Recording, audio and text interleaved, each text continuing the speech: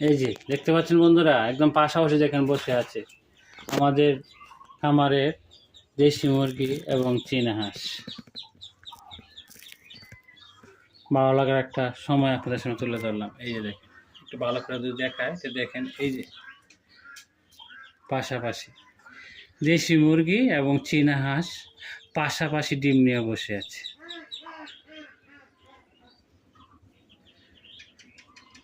তো গ্রামের বাড়িতে খামার করব না তা কেমন করে হয়? গ্রামে বসবাস করব না, শহরে বসবাস করলে কি করা যায়? অবশ্যই করা যায়। শহরে এখন যারা বসবাস করে তারাও কিন্তু গ্রামের বাড়ির মতো ছাদের মধ্যে বিভিন্ন দেশি মুরগি, চীনা হাঁস ছোট ছোট পরিসরে কিন্তু পালন করতেছে, কবুতর এগুলো পালন করতেছে ভাই।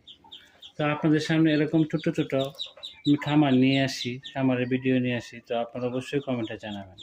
এই যে দেখেন কি সুন্দর করে দেশি মুরগি এবং চীনা হাঁস পাশাপাশি ডিম নিয়ে বসে আছে।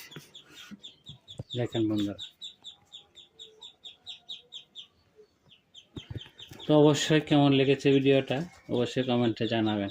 যদি ভালো লেগে থাকে অবশ্যই লাইক কমেন্ট শেয়ার করবেন। দেশি মুরগির পাশাপাশি চীনা হাঁস ডিম নিয়ে বসেছে, অবশ্যই কমেন্টে জানাবেন যে ভিডিওটা কেমন হয়েছে। তো ভালো থাকবেন, সুস্থ থাকবেন। আসসালামু আলাইকুম ওয়া রাহমাতুল্লাহ।